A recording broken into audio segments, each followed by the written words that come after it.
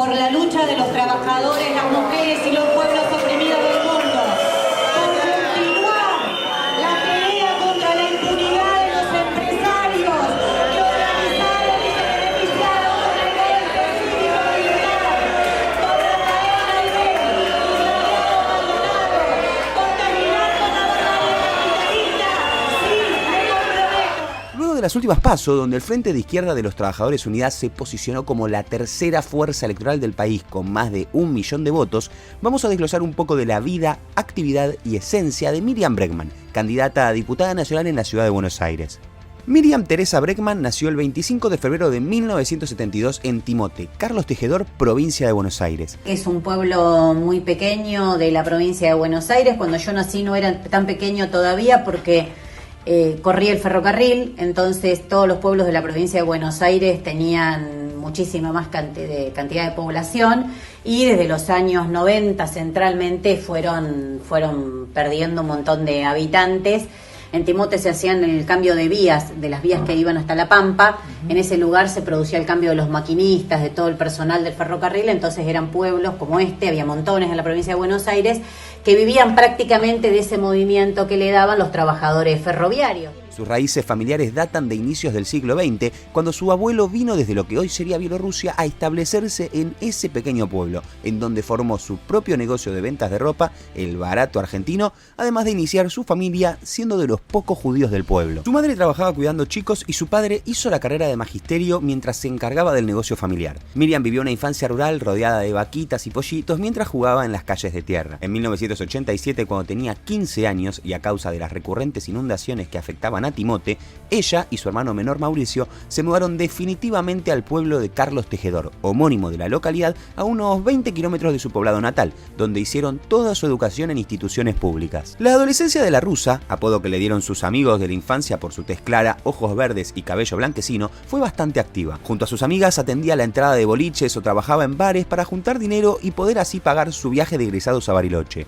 En cuanto a lo académico, le gustaba estudiar, practicaba vóley y atletismo, pero su principal hobby era la literatura, en donde se destacaba su fanatismo por Jorge Luis Borges. Se graduó como abogada en la Universidad de Buenos Aires, espacio en el que empezó a militar e involucrarse en causas sociales, además de participar en casos de defensa de los derechos de los trabajadores y juicios de crímenes de lesa humanidad. Desde chica dije que quería ser abogada y me gustaba ser abogada y me imaginaba eso de la defensa, ¿no? El abogado como en el rol de defensor. Fue diputada por la provincia de Buenos Aires, candidata a vicepresidenta de la mano del Frente de Izquierda y de los Trabajadores Unidad y actualmente es candidata a diputada nacional por la Ciudad Autónoma de Buenos Aires. En su casa en Timote no se hablaba ni de política ni de militancia.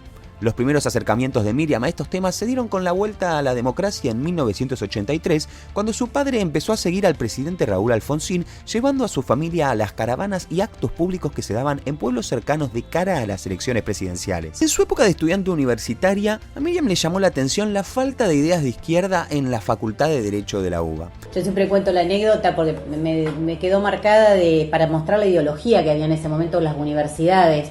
En Derecho había toda una corriente que era bastante mayoritaria que proponía, por ejemplo, en ese momento eliminar el derecho del trabajo, eliminar el derecho laboral. Algo que hoy parecería casi hasta extraño que un profesor se pare delante de una clase, no porque no lo piense, sino porque creo que no lo diría tan abiertamente. En 1995 se acercó a la mesa del Partido de los Trabajadores Socialista, un espacio nacido a fines de los 80 como un desprendimiento del movimiento al socialismo o más, fundado por el dirigente trotskista Nahuel Moreno. Junto a varios de los integrantes del partido, creó una red de abogados para asesorar y defender a presos políticos típicos de la época o intervenir en contra de las represiones, el hoy conocido como Centro de los Profesionales por los Derechos Humanos. Durante este lapso de tiempo se dedicó a entender qué había pasado en los años 70 en la Argentina, aficionándose por libros como La Voluntad de Eduardo Anguita y Martín Caparrós o A Todo o Nada de María Seoane.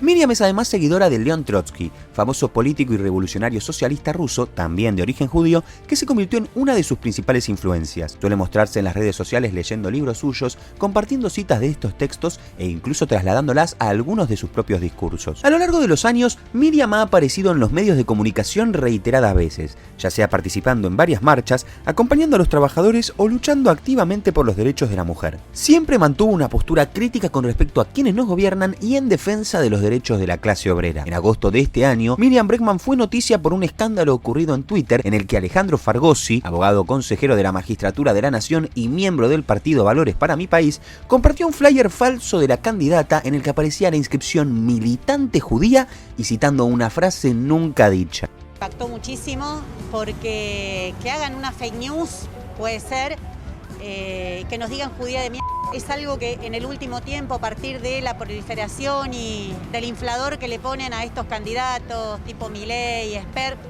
lamentablemente se veía mucho, pero que lo haga un personaje como Fargosi, defensor de banco, de la empresa privatizada, que fue consejero de la magistratura, fíjate qué nivel, y que me diga militante judía como algo despectivo, me pareció realmente gravísimo. Su trayectoria activista data ya de su época universitaria, cuando comenzó a interesarse en los movimientos políticos y cuestiones relacionadas a la clase trabajadora. Fue partícipe de la histórica Marcha Federal de 1994 durante el gobierno de Carlos Saúl Menem, una manifestación que reunió a más de 50.000 participantes de diferentes puntos del país. En 1996 se interesó por una particular protesta ocurrida en la ciudad de Cutralcó, provincia de Neuquén, más conocido como el Cutralcazo, famosa por ser el primer gran levantamiento del país realizado por los desocupados producto del impacto de la privatización de YPF en 1992. También participó en marchas por la nulidad de la obediencia debida y punto final, una serie de leyes promulgadas entre 1986 y 1987 por el presidente Raúl Alfonsín que pretendían paralizar los procesos judiciales y la extinción de la acción penal de los delitos cometidos en el marco del denominado Proceso de Reorganización Nacional. Su carrera como abogada incluye participaciones en reconocidos casos como el de Cerámica Sanon de Neuquén, que resultó en un fallo histórico en contra de la empresa, la cual fue recuperada por sus empleados. Otro caso conocido que contó con el patrocinio del Centro de Profesionales por los Derechos Humanos que Miriam integra fue el de Catalina Balaguer contra PepsiCo Snacks. En este, la mujer había sido separada de sus labores en un hecho de discriminación por realizar, como denominaban sus jefes, actividades gremiales. Este culminó en otro fallo histórico donde la Corte Suprema de la Justicia de la Nación dictaminó su reincorporación a la empresa, siendo esta la primera vez en el país que se obligaba a una empresa privada a reincorporar a una gremialista sin fueros. La rusa fue además parte clave de la conformación del colectivo Justicia Ya, que tuvo como finalidad ser querellante en causas por crímenes de lesa humanidad ocurridos entre los 70s y 80s. Entre esto y la mencionada anulación de las leyes de impunidad por las que ella misma militó en contra, desembocó en quizá dos de sus casos más famosos. El primero fue el juicio y condena con cadena perpetua a Jorge el Tigre Acosta,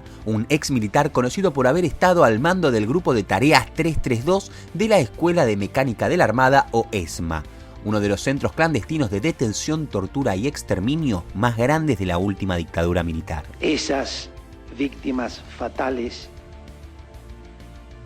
de los desencuentros violentos que tuvimos los argentinos, con consecuencias que llegan quizá hasta hoy,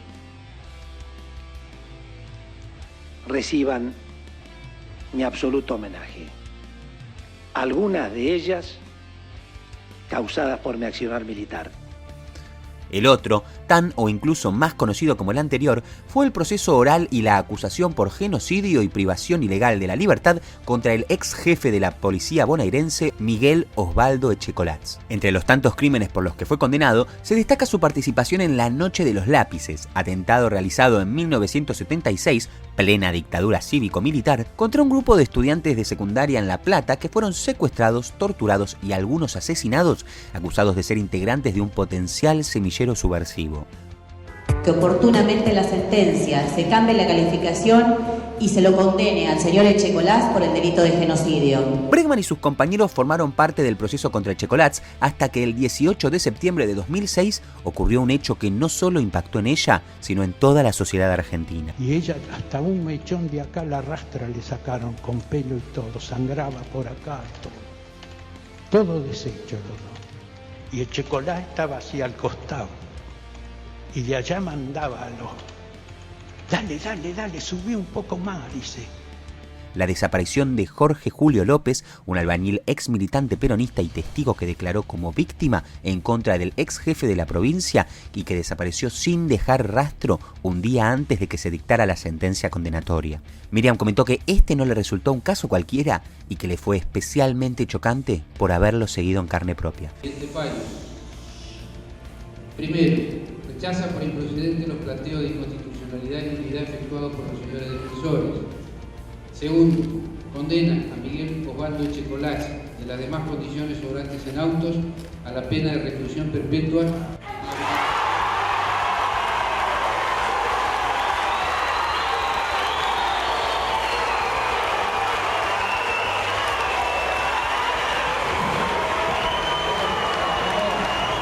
Por otro lado, definiéndose como orgullosamente feminista y socialista, Bregman es una activa luchadora en el Frente por los Derechos de la Mujer, participando, por ejemplo, en múltiples debates a favor de la legalización del aborto.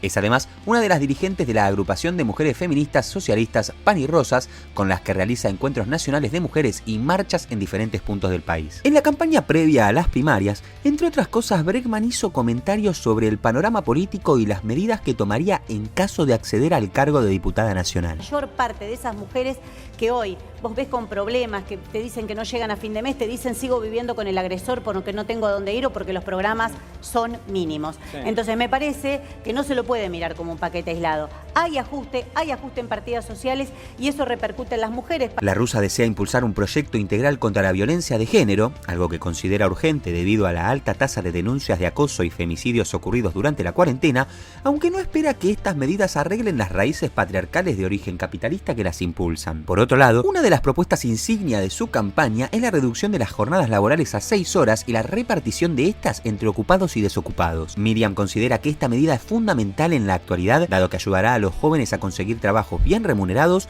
con una justa distribución horaria y que les permitirá tener tiempo para el ocio y la vida personal, algo clave para ella.